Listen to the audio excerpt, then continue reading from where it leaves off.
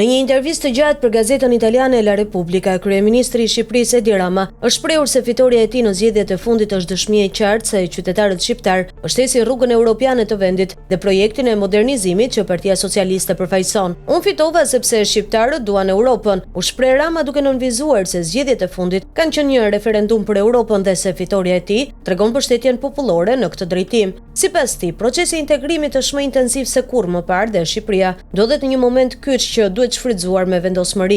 Bashkimi Evropian është një shtëpi e të pasurve që nuk e hap derën lehtë. Sot dera është hapur, por kjo nuk do të thotë se do të mbetet gjithmonë e tillë. Rama, kryeministri komentoi edhe akuzat e opozitës për manipulime zgjedhore, duke i konsideruar ato një praktikë të vjetër dhe të përsëritur nga kundërshtarët politik. Në 35 vjet pluralizëm, ata nuk kanë pranuar kurrë një humbje. Kto janë më shumë si biseda kafeneje pas një ndeshjeje të humbur, ku faji u mbetet gjithmonë kundërshtarëve apo arbitrit, u shpreh ai. Rama shtoi se çdo akuzë serioze duhet i referohet SPAK, organit të posaçëm antikorrupsion që ka mandatin të hetojë. Sa i përket raportit të OSBE-s mbi zgjedhjet, Rama e cilësoi atë si preliminar dhe të përmirësueshëm. Ai theksoi se disa vërejtje janë të drejta dhe do të adresohen, ndërsa të tjera do të kundërshtohen me argumente. Sidoqoftë, ai u shpreh i kënaqur që raporti thekson përpjekjet pozitive të autoriteteve shqiptare për të garantuar zgjedhje të ndershme. Duke folur për lidershipin e tij dhe rolin e Partisë Socialiste, Rama e cilësoi PS-n si një makinë elektorale të pathyeshme në terren, me një strukturë të organizuar dhe efikase në të gjithë vendin. Ai theksoi se përvoja dhe vizioni i qartë për modernizimin e Shqipërisë janë dy shtyllat që e kanë mbajtur në krye të qeverisë për 4 mandate radhazi,